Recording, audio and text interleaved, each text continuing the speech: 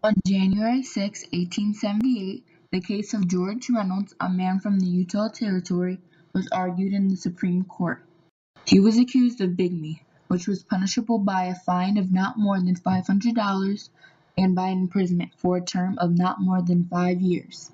Though he did not deny that he was breaking the law of the United States, he did defend his actions by stating that marrying both Mary Ann Tundenham and Amelia Jane Schofield was a common practice in the Church of Jesus Christ of Latter-day Saints, and obligated him to marry more than one woman.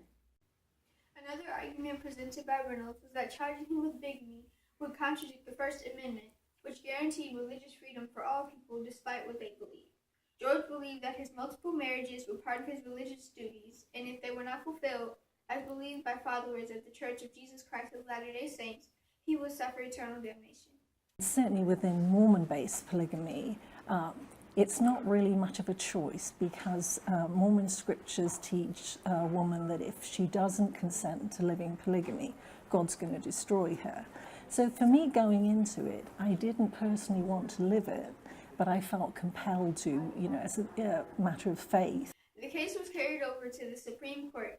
It was concluded on May 5, 1879 by Chief Justice Morrison Wade and did not fall in favor of George Reynolds in the Mormon community, but the verdict is still questionable. According to Merriam-Webster Dictionary, polygamy is the state or practice of being married to more than one person at a time. Although they are similar, Reynolds was charged with bigamy, which is the crime of marrying one person while you are still legally married to another. The practice of polygamy is common in the Mormon religion. They believe that in order to be called a true member of the religion, the men must take more than one wife. This was first introduced by the leaders of the church, the Latter-day Saints Church. It is not as prominent in their community as it used to be, but it still exists. Polygamy was not new to the world, for it was well known before the time of Moses and practiced by many religions, including Judaism and Islam. Another example of polygamy versus law is The Polygamous Family from the TLC Network series Sister Wives, featuring Cody Brown and his wives, Christine, Mary, Janelle, and Robin. Once it aired on September of 2010, it drew attention to them as a polygamous family. They soon had to flee from Utah to Nevada to hide from the authorities.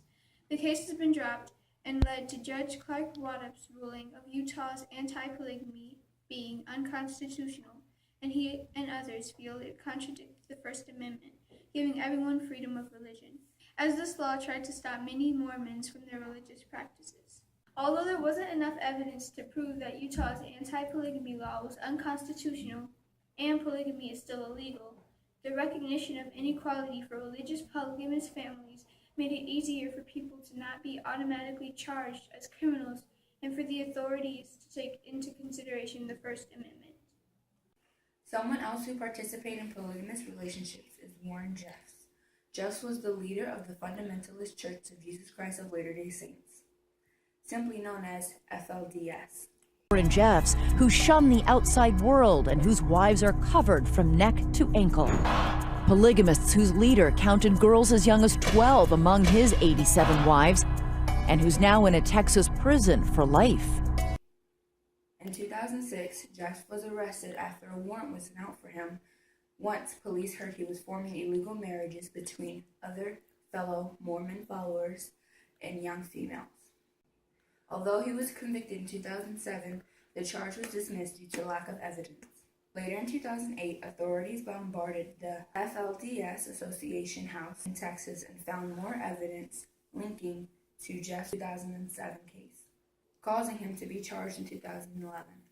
Warren Jeffs was convicted of sexual assault against underage girls and was sentenced to life in prison and an additional 20 years.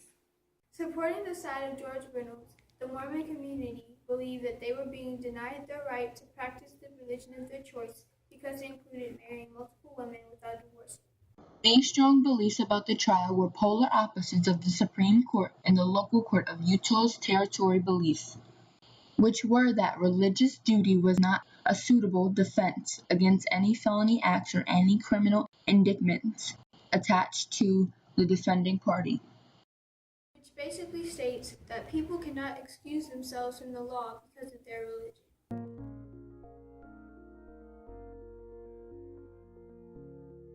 George Reynolds was born on January 1st, 1842, around London, England.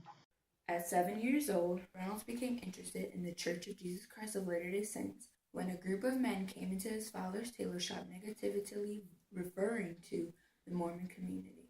After being taken to a service by one of his grandmother's maids, his interest in the Mormon community grew, and with his parents' permission at the age of 14, he was baptized and officially called a member of the church. He became an active member of the church. In 1865, he immigrated to America and decided to settle in Utah, where he married Mary Ann Tundenham.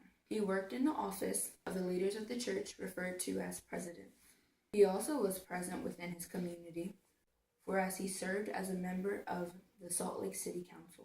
After he married his second wife, Amelia Schofield, the Moral Act of 1862 was passed, which made the practice of plural marriage illegal. The church, however, was convinced that this act was unconstitutional, and the leaders, along with the help of a United States attorney, decided to challenge the government with a test case, of which George Reynolds participated in on behalf of the Mormon community. From 1878 to 1879, the Reynolds versus United States case was argued. Chief Justice Morrison Waite, who was in charge of concluding the trial, listened to the sides of both the Mormon community and the views of the United States, and took into consideration the fact that polygamy was a common practice within the Church of Jesus Christ of Latter-day Saints. There was still the Moral Anti-Bigamy Act, which banned all American citizens from participating in plural marriage. The verdict was not in favor of the Mormon cause, and George Reynolds was sentenced to 2 years of labor in a federal penitentiary. This sentence was later cut down to only 18 months in the Utah Territorial Penitentiary with the assistance of Delegate George Q. Cannon. The Reynolds versus United States case is an encounter between polygamy and law. This case caused both the United States and the Mormon community to be exposed to each other's beliefs concerning polygamy. This encounter also caused people such as Chief Justice Morrison Waite and Delegate George Q. Cannon to think about whether the act banning plural marriages was contradicting the rights of Americans given to them by the First Amendment, which says that they can practice any religion of their choice and not suffer a penalty. Because of this, the case can be considered an encounter between the moral beliefs of both groups. This encounter has had an effect on our country. The case has been able to give those who do not know much about polygamy and its ties to the Church of Jesus Christ of Latter-day Saints a chance to learn about it based off of the experiences of one man who acted as a spokesperson for the entire American Mormon community. Some people believe Reynolds should not have been charged because his so-called crimes were due to his own religious beliefs, and the law itself says one should not be judged off of their religious beliefs. As long as it's adults freely choosing what they want, then I don't feel like it would be my place to tell somebody else you can't choose to love who you love. Others, though, do believe that he and the church were guilty, and that those who practiced polygamy were showing disrespect for the covenant of marriage. Marion Munn moved to Utah from her native Britain and was part of a polygamous relationship for 18 years. She now argues that such marriages are inherently unequal and often aren't entered into freely. Though there are still valid arguments for both sides of the case, everyone has different views on what should have been the outcome.